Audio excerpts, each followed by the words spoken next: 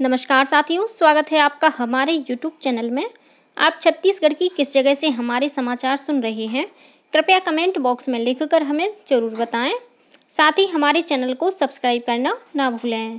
रायपुर से प्रस्तुत हैं छत्तीसगढ़ के प्रादेशिक समाचारों के साथ मैं रजनी शुक्ला। पहले मुख्य समाचार। प्रधानमंत्री नरेंद्र मोदी ने वीडियो कॉन्फ्रेंसिंग के माध्यम से दुर्ग विशाखापट्टनम वंदे भारत एक्सप्रेस ट्रेन को हरी झंडी दिखाकर रवाना किया। देश भर में आज से शुरू होगा स्वच्छता ही सेवा अभियान। मुख्यमंत्री विष्णुदेव साय रायपुर में आयोजित कार्यक्रम में होंगे शामिल। ईद मिलाद उल नबी कल छत्तीसगढ़ सहित देश भर में पारंपरिक हर्षोल्लास के साथ मनाया गया। आज मनाया जा रहा है अनंत चतुर्दशी का पर्व और मौसम विभाग ने अगले 24 घंटों के दौरान कोरिया, मनेन्द्रगढ़, चिरमिरी, भरतपुर, सूरजपुर और बलरामपुर जिलों में कुछ स्थानों पर भारी से बहुत भारी वर्षा होने की चेतावनी दी। अब समाचार विस्तार से।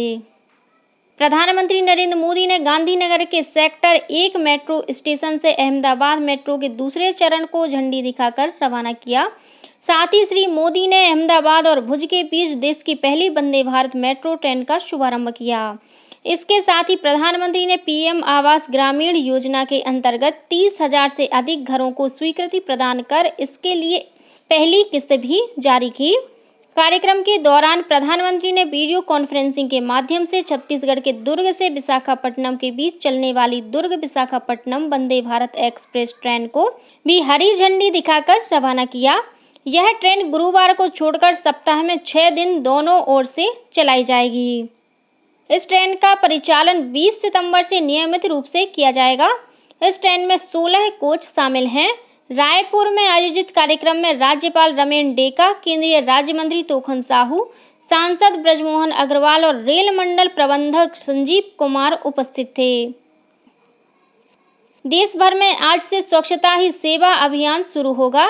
2 अक्टूबर तक चलने वाले इस अभियान के तहत पर्यटन स्थलों, सार्वजनिक भवनों, व्यावसायिक क्षेत्रों, जलाशयों और सामुदायिक तथा सार्वजनिक भवनों सहित विभिन्न स्थानों पर सामूहिक रूप से श्रमदान कर साफ सफाई की जाएगी। इसके साथ ही विभिन्न गतिविधियों का संचालन भी किया जाएगा। इनमें आम लोगों की भी भागीदारी होगी। इस वर्ष का विषय स्वभाव स्वच्छता, संस्कार स्वच्छता रखा गया है। इधर छत्तीसगढ़ में भी स्वच्छता ही सेवा अभियान के तहत आज अनेक कार्यक्रम आयोजित किए जाएंगे। मुख्यमंत्री विष्णुदेव साय आज रायपुर के तेलीबांधा में आयोजित स्वच्छता ही सेवा अभियान में शामिल होंगे। इस कार्यक्रम की अध्यक्षता उप मुख्यमंत्री अरुण साव करेंगे। कार्यक्रम में स्वच्छता के लिए सामूहिक श्रमदान के साथ ही स्वच्छता मैराथन का शुभारंभ होगा और सफाई मित्रों का सम्मान भी किया जाएगा। राज्य के अन्य जिलों में भी स्वच्छता मैराथन और श्रमदान जैसे कार्यक्रम होंगे। उधर स्वच्छता ही सेवा अभियान के तहत कल कांकेर में सरपंच संवाद कार्यक्रम का आयोजन किया गया। मुख्यमंत्री विष्णुदेव साय कल गुजरात के गांधीनगर में आयोजित global renewable energy investors meet and expo में शामिल हुए। इस दौरान उन्होंने छत्तीसगढ़ राज्य की रिन्यूएबल एनर्जी के क्षेत्र में हुई प्रगति के बारे में जानकारी दी। उन्होंने कहा कि प्रधानमंत्री नरेंद्र मोदी का संकल्प है कि आने वाले वर्ष 2030 तक देश में 500 मेगावाट रिन्यूएबल एनर्जी का उत्पादन हो और इस क्षेत्र में छत्तीसगढ़ का भी काफी योगदान रहेगा। मुख्यमंत्री ने कहा कि प्रदेश में सोलर, हाइड्रोजन और बायोगैस के क्षेत्र में अच्छा काम हो रहा है। श्री साय ने बताया कि अभी छत्तीसगढ़ की कुल खपत 5,500 मेगावाट है, जिसमें से करीब 15% रिन्यूएबल एनर्जी पर आधारित है, जिसे 45% तक बढ़ाने की योजना है। विश्वकर्मा जयंती के अवसर पर आज 17 सितंबर को रायपुर के इंदिरा गांधी कृषि विश्वविद्यालय में राज्य स्तरीय श्रमिक सम्मेलन का आयोजन किया जाएगा। इस मौके पर मुख्यमंत्री विष्णुदेव साय 57,000 से अधिक पंजीकृत श्रमिकों और उनके परिवार को 49 करोड़ 43 लाख रुपए से अधिक की राशि डीबीटी के माध्यम से वितरित करेंगे। कार्यक्रम की अध्यक्षता श्रम मंत्री लखनलाल देवांगन करेंगे। इस कार्यक्रम में छत्तीसगढ़ भवन और अन्य सन्निर्माण कर्मकार कल्याण मंडल के अंतर्गत श्रमिकों और उनके परिजनों के लिए संचालित 30 जन कल्याणकारी योजनाओं के हितग्राहियों को सहायता राशि प्रदान की जाएगी। रायगढ़ के रामलीला मैदान में आयोजित चक्रधर समारोह में केंद्रीय सामाजिक न्याय और अधिकारिता राज्य मंत्री रामदास आठवले मुख्य अतिथि के रूप में शामिल हुए। समारोह को संबोधित करते हुए उन्होंने कहा कि संगीत के क्षेत्र में रायगढ़ की अलग पहचान है। रायगढ़ का नाम देश भर में फैले, इसके लिए हम सभी को शास्त्रीय संगीत को जीवित बनाए रखना है। उन्होंने वर्तमान में बन रही फिल्मों और गीत संगीत की परवाह न करते हुए शास्त्रीय संगीत को जीवित रखने की दिशा में इस तरह के आयोजनों को महत्वपूर्ण बताया। गौरतलब है कि 7 सितंबर से शुरू हुए इस समारोह का कल शाम समापन हो गया। समापन समारोह में राज्यपाल रमेन डेका शामिल हुए। वहीं समापन अवसर पर कवि सम्मेलन का आयोजन किया गया। इसमें कवि डॉक्टर कुमार विश्वास, डॉक्टर सुरेंद्र दुबे, दिनेश पावरा, सुदीप भोला और साक्षी तिवारी ने कविता पाठ किया। इसी तरह गुवाहाटी की मानसी दत्ता और साथियों ने बिहू लोक नृत्य तथा बिलासपुर के अनिल कुमार गढ़वाल और साथियों ने गेड़ी लोक नृत्य की प्रस्तुति दी। केंद्रीय इस्पात और भारी उद्योग मंत्री HD कुमारस्वामी कल 1 दिवसीय प्रवास पर जगदलपुर पहुंचे। इस दौरान उन्होंने नगर नार इस्पात संयंत्र का निरीक्षण किया। इस मौके पर बस्तर सांसद महेश कश्यप, विधायक विनायक गोयल, NMDC के प्रबंध निदेशक अमितो मुखर्जी सहित जनप्रतिनिधि और NMDC के अधिकारी मौजूद थे। इससे पहले जगदलपुर आगमन पर मां दंतेश्वरी एयरपोर्ट पर केंद्रीय मंत्री का जनप्रतिनिधियों ने और अधिकारियों ने स्वागत किया। स्वास्थ्य मंत्री श्याम बिहारी जायसवाल ने सभी जिलों के मुख्य चिकित्सा और स्वास्थ्य अधिकारियों को 1 महीने के भीतर अपने जिले में संचालित सभी निजी पैथोलॉजी सेंटर की सूची तैयार करने को कहा है। स्वास्थ्य मंत्री ने कल रायपुर में वीडियो कॉन्फ्रेंसिंग के माध्यम से राज्य के सभी चिकित्सा अधिकारियों की बैठक ली। इस दौरान उन्होंने अनियमित पैथोलॉजी लैब को 1 वर्ष के भीतर नियमित करने की प्रक्रिया पूरी कराने को कहा। श्री जायसवाल ने कहा कि जिन पैथोलॉजी लैब के पास वैध दस्तावेज नहीं है, उन्हें आयुष विश्वविद्यालय से डिप्लोमा का कोर्स करने का मौका दिया जाएगा।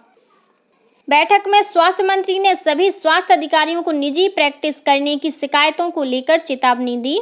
उन्होंने कहा कि यदि चिकित्सक नियम विरुद्ध कार्य करेंगे तो उनके खिलाफ कार्रवाई की जाएगी। श्री जायसवाल ने कहा कि अब शासकीय अस्पतालों से मरीजों को दूसरे अस्पतालों में रेफर करने पर इसका कारण बताना होगा। स्वास्थ्य मंत्री ने सभी अधिकारियों को 3 माह के भीतर राज्य में 500 जन औषधि केंद्र खोलने की तैयारी पूरी करने को कहा है। 75 दिनों तक चलने वाले विश्व प्रसिद्ध बस्तर दशहरा पर्व के तहत जगदलपुर के सिरहासार भवन में कल डेरी गड़ाई पूजा की रस्म विधि विधान के साथ संपन्न हुई। इस मौके पर बस्तर दशहरा समिति के अध्यक्ष और सांसद महेश कश्यप, विधायक विनायक गोयल और जिला प्रशासन के वरिष्ठ अधिकारियों के साथ बस्तर दशहरा समिति के सदस्य उपस्थित थे। डेरी गड़ाई विधान के बाद अब बस्तर दशहरा के लिए 2 मंजिला रथ बनाने का कार्य शुरू हो जाएगा। इस्लाम धर्म के प्रवर्तक पैगंबर हजरत मोहम्मद का जन्म दिवस ईद मिलाद उल नबी कल छत्तीसगढ़ सहित देश भर में पारंपरिक हर्षोल्लास के साथ मनाया गया। राष्ट्रपति द्रौपदी मुर्मू, उपराष्ट्रपति जगदीप धनखड़, प्रधानमंत्री नरेंद्र मोदी और छत्तीसगढ़ के मुख्यमंत्री विष्णुदेव साय ने ईद मिलाद उल नबी पर देशवासियों को शुभकामनाएं दी। इस मौके पर रायपुर में मुस्लिम समाज ने जुलूसे मोहम्मदी निकाला। सर्व आस्था मंच ने जय स्तंभ चौक पर मंच बनाकर जुलूस की अगवानी की।